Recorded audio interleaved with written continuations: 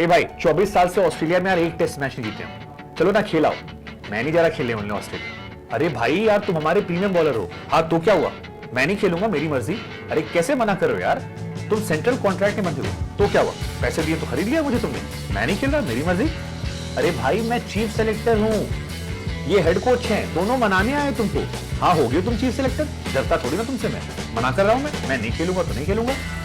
अरे भाई पाकिस्तान की सर्विस की बात है यार, बाकी सारे टोटल हैं, मेरे को नहीं करना। मैं 4 ओवर फेंकूंगा बढ़िया मजे से। वनडे में गया था, पिट के आया था, सबसे गंदा रिकॉर्ड बन गया मेरे नाम, वर्ल्ड में से सारा पिटा मैं, 16 छक्के खाए, 550 रन दे दी।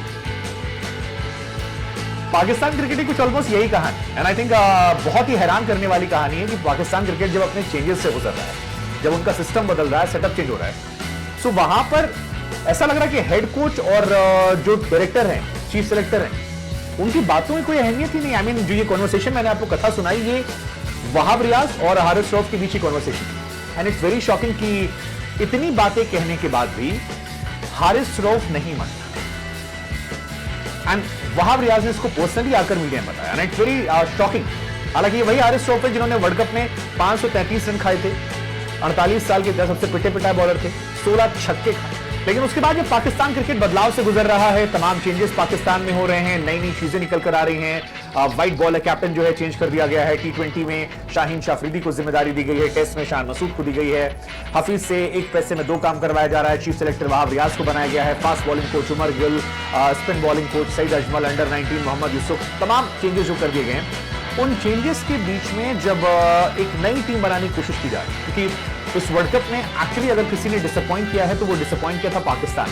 इंडिया की हार पर भले ही कुछ पाकिस्तानी खुश हैं, लेकिन जो क्रिकेट को समझते हैं, जानते हैं, वो ये बात जानते हैं कि पाकिस्तान क्रिकेट गर्दिश में चला गया है, और अफगानिस्तान से हार या फिर इंडिया से हार और सेमीफाइनल में ना पहुंचना डूब के चुल्लू भर पानी में डूबने जैसा था। उस बीच में जब एक नई सोच, नए नजरिए और लोकल अपने टैलेंट को आगे बढ़ाने की कोशिश की जा रही है, सो वहां पर एक खिलाड़ी का मुंह पर मना कर देना, ये थोड़ा सा शॉकिंग है, और ये शॉक पाकिस्तानी खिलाड़ियों को भी कर रहा है। मतलब हारिस रऊफ को लेकर वहाब रियाज या हफीज ने क्या बोला, बाहर से बहुत आवाजें आ रही है। जैसे शाहिद अफरीदी ने कहा कि यार ये बहुत वेस्टेड अपॉर्चुनिटी, आप ऐसा नहीं कर सकते। आप अगर ऑस्ट्रेलिया जाते, एक टेस्ट मैच भी खेलते तो आप काफी कुछ सीख जाते, लेकिन आपको सीखना ही नहीं है। आप चाहते हैं 4 ओवर फेंकें, उसमें पैसा भी दबा के बनता है, और आप एक्सपोज भी नहीं होते, आपको बेहतर होना ही नहीं।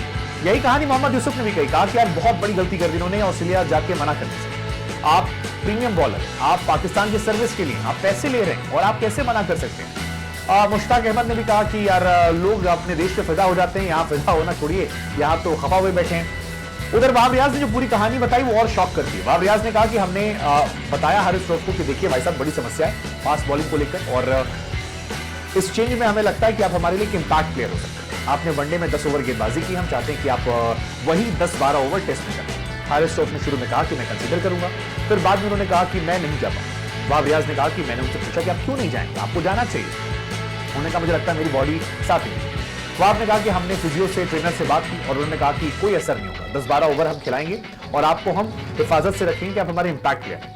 लेकिन हारिस रऊफ जो है वो टस से मस नहीं हुई। इसके बाद वहाब रियाज से गुस्सा भी निकला, कहा कि यार क्या तरीका है, एट सम पॉइंट आपको अपने देश के लिए कुर्बान होना चाहिए, आपको कमिटेड करना चाहिए, आप कैसे मना कर सकते हैं। मैंने आपसे बात की, ये वही लोग होते हैं जो बाद में टीवी पर चिल्लाते हैं कि जी हमसे डिस्कस नहीं किया गया, हमसे बात नहीं की गई। आपसे बात की गई, आपको मैसेज दिया गया, और आपने मुंह पर मना कर दिया। वैसे पाकिस्तान में ऐसा हुआ था, मोहम्मद आमिर ने भी ये कहा था, वहाब रियाज का भी नाम आया, और उसके बाद इन लोगों का सिलेक्शन पाकिस्तान टीम में नहीं हुआ था, ये लोग बाहर बैठे थे काफी समय तक। लेकिन अभी इसके बाद क्या कोई एक्शन होना चाहिए था वहाब रियाज की तरफ से हारिस रऊफ पर, उसको लेकर वहाब ने कह दिया कि ठीक है, पाकिस्तान के टी20 या वनडे में उनके सिलेक्शन को लेकर इससे कोई असर नहीं पड़ेगा, लेकिन हमें लगता है कि रिस्पेक्ट कीजिए, वैल्यू कीजिए उन लोगों की जो रेड बॉल क्रिकेट खेलते हैं। एक्चुअली कहानी इसमें और भी है, इसमें यह है कि बिग बैश लीग आने वाली है, और बिग बैश लीग में ये माना जा रहा है कि हारिस रऊफ खेलने जाएंगे, वहां पे उनको दबा के पैसे मिलते हैं, और आजकल खिलाड़ियों का माइंडसेट भी है जो कि रेड बॉल क्रिकेट पे बड़ी मेहनत पड़ती है, जोर लगाना पड़ता है देश के लिए, ताकत लगानी पड़ती है, खेलना पड़ता है। अब वसीम अकरम वकारी जैसे लोग नहीं रहे, सो वहां पर जोर लगाने से अच्छा 4 ओवर का मैच खेलो, डबल पैसे भी मिलते हैं, डबल काम भी होता है, और आपका मामला चलता रहता है। वैसे भी रेड बॉल क्रिकेट में हारिस रऊफ का जो रिकॉर्ड है वो बहुत शर्मनाक है, इनफैक्ट लॉन्गर फॉर्मेट में ही उनका रिकॉर्ड शर्मनाक है। लेकिन मेरा सवाल ये कि चीफ सेलेक्टर को मना करना, चीफ सेलेक्टर के अलावा हेड कोच को मना करना जब आपको पर्सनली मना रहे हो और आपको दुहाई ये दे रहे हो कि आप अपने देश के लिए सर्विस दीजिए, Isn't that shameful? या फिर हेल्थ इश्यूज ठीक है। हालांकि आमिर ने जब मना किया तो आमिर को बाहर बैठा दिया गया था इसी लॉजिक पे, और फिर आमिर का सिलेक्शन नहीं हुआ। आमिर वॉज द फर्स्ट जिसने कहा था कि यार मैं 4-5 साल क्रिकेट नहीं खेला, 4 साल लगातार खेल रहा हूं, मेरी बॉडी अलाउ नहीं कर रही। हारिस को तो ऑप्शन दिया गया था कि आपसे सिर्फ 10-12 ओवर कराया जाए जो आप वनडे में करते हैं, सुपर नहीं करते। What's your take on this? I mean क्या सोचते हैं आप लोग?